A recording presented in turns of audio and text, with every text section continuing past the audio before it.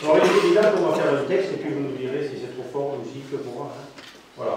Ah, j'avais oublié.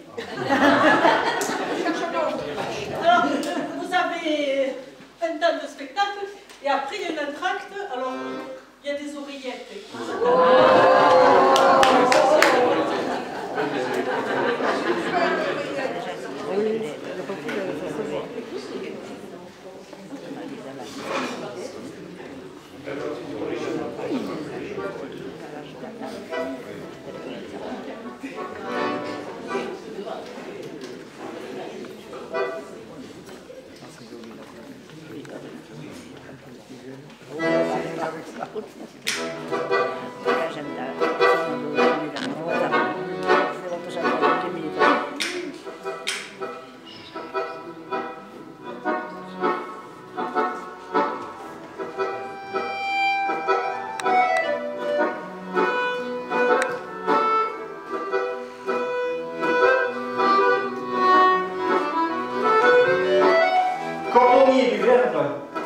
Sur un billon de bois, je clouais quelques rimes à du papier de soie.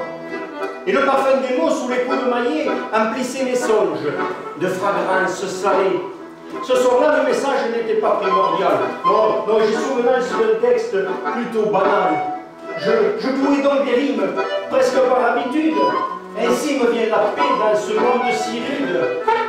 Ce fut la mélodie, le langage des pieds, qui pointe à l'œil d'abord sous les coups de maillet, me donnant l'envie de poursuivre sans répit, et de fil en aiguille me donnant la pépite. Par les sons et les lettres, je me laissais porter, si bien que quelques strophes, je me vis embarquer, sans niaiserie aucune, sans calcul et sans ruse, embarqué, malgré moi, dans le lit d'une muse. Je le précise afin qu'entre nous tout soit clair. Je vous connais. Je ne cite pas là quelqu'un qui vient en chair, mais les yeux, la bouche, l'amande peut-être, semblable à ceux des anges lorsqu'ils viennent de naître. J'entends une muse, au sens le plus propre du terme, à vous faire dresser les poils sur l'épiderme, tant ces parfums subtils, à vos sens méconnus, nous laissent imaginer l'air ambiant des nus. J'étais donc là, près d'elle, être flou, je rêvais. Au vent léger, ma foi, nos baldaquins flottaient. Elle me contait les fleurs des galaxies lointaines. Dans cet odorat d'égal, je la suivais sans peine. Quand sous les tiles d'une très ancienne place, d'une constellation au fin fond de l'espace, je reconnus devant une absente attablée, je vous le donne en mille, tiens. Baudelaire et Gautier. Oui, messieurs, dames, Baudelaire et Gautier. À la vue de mes portes, mon sang ne fit qu'un tour. Je lâchai la main de la muse au milieu à tour et priai le garçon de nous remettre ça. Mais d'une absente à l'autre, il est vrai, l'heure tourna. La muse abandonnée me punit en filant et je dus rentrer seul, 5 grammes dans le sang. Vous riez, mais sans GPS, j'aurais voulu vous y voir. Le fait est que je pris le chemin du trou noir.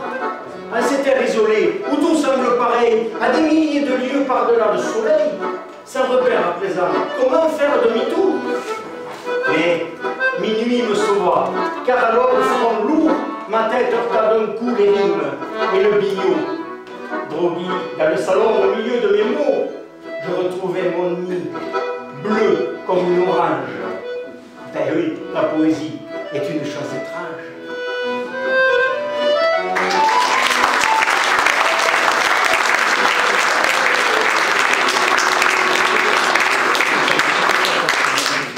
Alors, la poésie est évidemment une chose étrange, un mélange de réel et de, je dirais, de fantastique.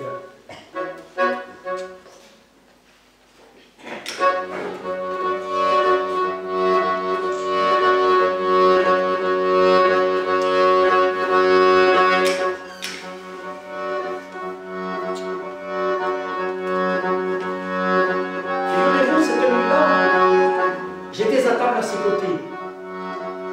Nous échangions des vérités, quelques pensées sur l'au-delà. Nous discutions autour d'un verre des philosophies de Socrate. Nous mettions la main à la pâte et jouissions de sa lumière. Après le cigare, le café, la liole. Et comme il faisait beau, par le portillon de la rue, nous sommes allés marcher le brin entre les housses et les jonquilles. Et nous avons vanté les filles et le chant plaisant du serein. Après le gaillard rouge-gorge, nous avons évoqué l'enfer des machines-outils et du fer et des brûlures dans les forges.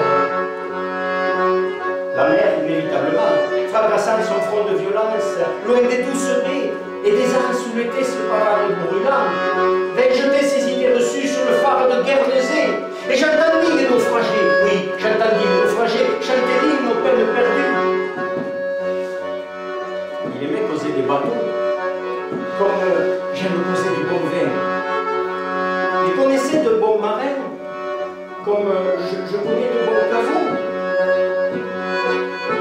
En lui parlant de Marcelin, j'eus des nouvelles de Claude Gueux. Chaque jour a ses malheureux et chaque aurore a ses chagrins.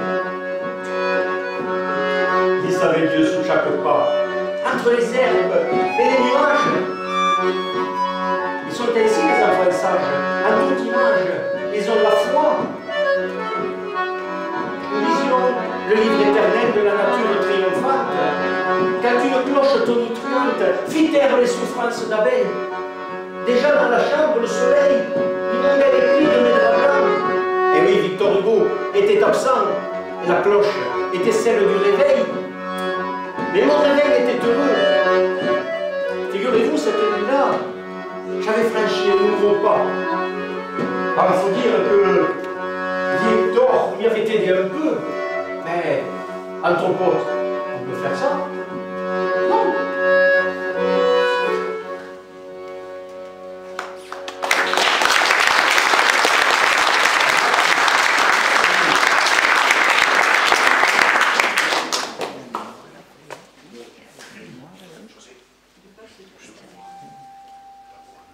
Faut monter la voix un peu? Oui,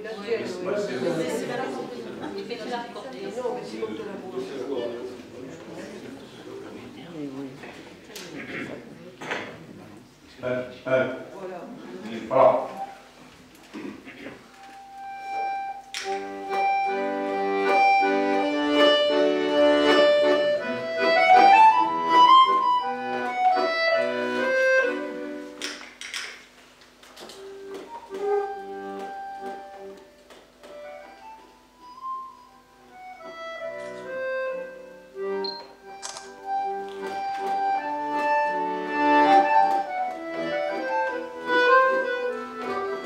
Pas un nuage et pas de vent, juste une chaleur étouffante.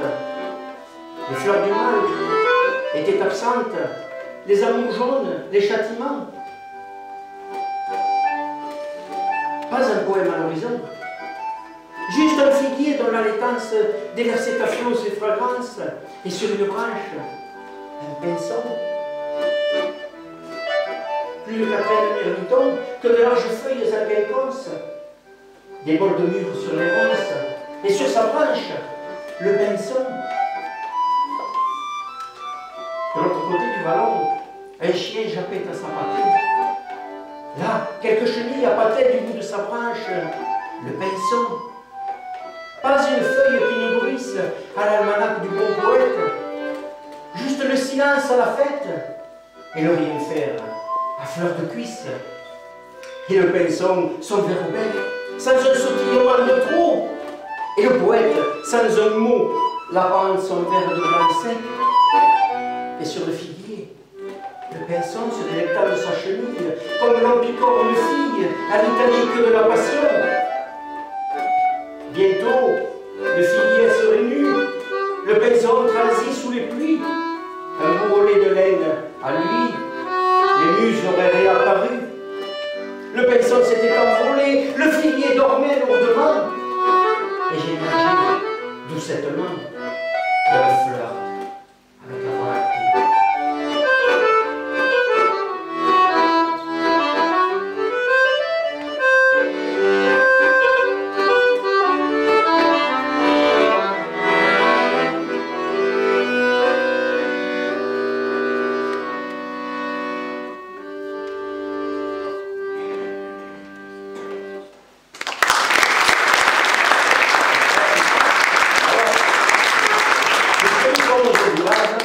Je voudrais vous inviter à vous asseoir sur cette chaise de paille dans la vieille cuisine, cette vieille cuisine que vous avez tous connue. et que vous avez tant aimé.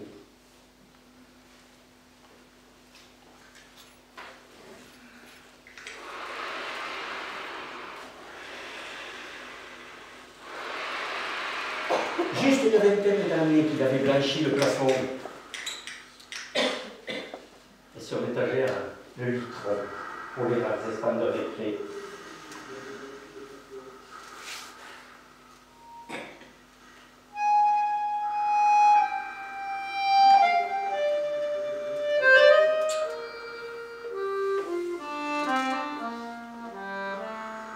Juste une vingtaine d'années qu'il avait blanchi le plafond. Oh, un simple coup de badigeon. C'est elle qui avait décidé. Les murs jaunis se patillaient au fumerolles d'arbousier. Il fut des hommes des contrées que le soleil illuminait, où seul comptait l'instant présent lorsque filaient du bord de l'Oule des ergots de bouillon de poule, un trait de fumée, insolent. C'est au crochet qu'elle montait les arabesques du rideau. Elle savait les contes de Perrault, et la cire à l'hostal, embaumée. Qui se souvient des chaufferettes, des édredons blancs et ventrus, de cette huile et de foie de morue jouant le soir les troubles fêtes, du tablier troué de nos vieilles, des fèves qu'elles écossaient, et des tomates qu'elles enfermaient pour l'hiver au fond des bouteilles. Qui revoit le chien affalé en travers de quelques paillasses, pour les champs et rêves de chasse, le temps où encore il courait. Qui se souvient des escarbilles, de la tête cuivrée des chenets sur lesquels les frusques séchaient, et du tricot bardé d'aiguilles? Rappelez-vous ces herbes sèches, ces tisanes accrochées au mur, et tournant dans ce clair-obscur, les perdrix pendues tête bêche. Juste une vingtaine d'années qu'il avait blanchi le plafond, et sur l'étagère, le litron pour les rares instants de récré. Juste une vingtaine d'années que j'étais né dans la maison, que ces fragrances à l'unisson étaient ma seule vérité. Et quand de la forge montait l'odeur du sabot que l'on ferme, et les injures de la porchère que quelques bougres taquinaient. Quand on me demande d'où viennent mes rimes et pour quelle raison, je souris, mais jamais ne réponds quand j'aurai vraiment trop de peine. Dans cet univers mirliton, je ne pense pas qu'ils comprennent qu'entre autrefois et cimetière, à la Bastide, je me promène, toujours pour les mêmes raisons, toujours pour les mêmes raisons, comme dirait notre couillon.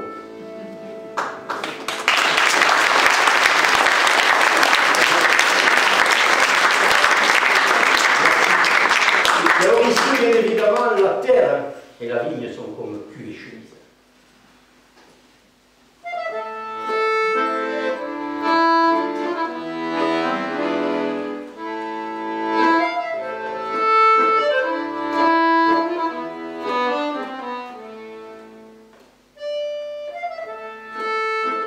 Le cerf s'était léger, le souvenir tenace, le lièvre était passé, et je cherchais sa trace.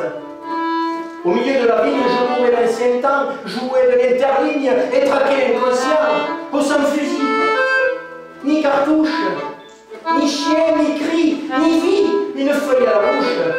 J'allais en rêverie, de faux rires en pleurs, de hoquets en grimaces, les rouquettes en fleurs parfumaient mes audaces. Le cerf s'était léger et ma quête tenace.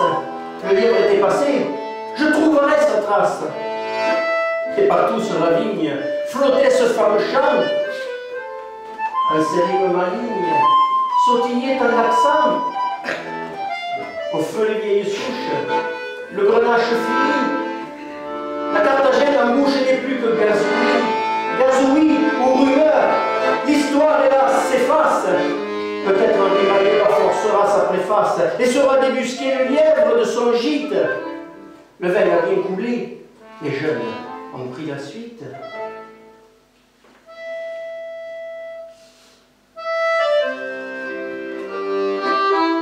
Sous les détonations, amis du jardin, ce soir à Bordeaux, qui va main dans la main, le cerf s'est bien léger, je pétris ma colère. La terre abandonnée engendre la misère, le lièvre capturé, sa mort inévitable. Mon pauvre Beaumarchais, sa mère n'est point coupable. À la source, mon fils, ôte la lourde pierre, irrigue tes iris de vérité première.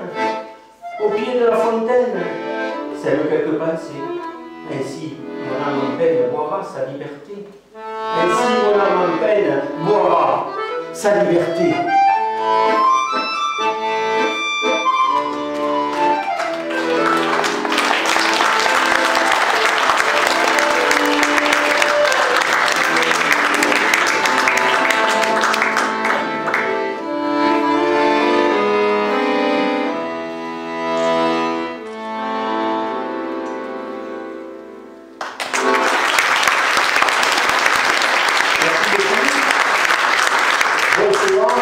Qui a dit que la poésie ne rassemble plus aujourd'hui? Bon, la poésie, peut-être, l'amitié surtout. Notez que j'ai tout fait pour qu'il y ait du monde ce soir. J'ai téléphoné au match de rugby, ils l'ont fait hier soir, mais aujourd'hui. Bon, j'ai appelé The Voice, mais pour les batteurs, il n'y a rien à faire. Alors, bon, tant pis, pour ça samedi prochain. Il n'y a pas de souci, merci beaucoup en tout cas d'être là. Ça nous fait évidemment un chaud au cœur, toujours un grand plaisir de vous retrouver, bien évidemment, chaque fois. Et par tout moment, on retrouve toujours un groupe, notre groupe. Ce sont toujours des amis. Je crois que la poésie vraiment rassemble, c'est vraiment le but. Un grand merci bien sûr à l'amicale, évidemment. Un énorme merci à l'amicale. Nous vous souhaitons la bienvenue pour cette nouvelle soirée de poésie animato. Alors est-ce qu'il est nécessaire de rappeler à Fontiès ce qu'est la poésie animato? Je dirais non, mais puisqu'il y a des personnes qui assistent ce soir pour la première fois à notre récital, je vais quand même le rappeler. Animato est un terme de musique qui veut dire avec animation, avec vivacité et avec chaleur. C'est de cette manière-là que j'aime écrire la poésie, du moins que je m'y efforce, et que nous aimons avec Bruno vous la faire partager. Voilà. Bruno. Bon. Bruno, est-ce qu'il est nécessaire de représenter Bruno en Fontiès? Je dirais non, mais puisque ce soir il y a des personnes qui assistent à notre récital pour la première fois, qu'est-ce que je pourrais vous dire? Que Bruno n'est pas un musicien. Voilà, on a fait 4 textes, vous allez vous en rendre compte, on est parti pour 30 textes. Bruno n'est pas un musicien comme les autres, il est un magicien des mots. Et vous verrez au fur et à mesure de la soirée comme il vient poser avec douceur, avec délicatesse, en fait il n'y a pas de mots, avec délicatesse, je dirais avec justesse, avec une immense imagerie, ces notes sur mes rimes, et je suis vraiment très heureux. Mais c'est pas pour ça que Bruno est là aujourd'hui.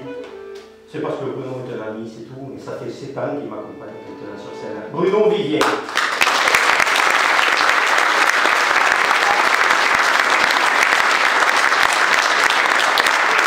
Merci. Maintenant, je vous propose de faire une halte au pied de ces sentiments.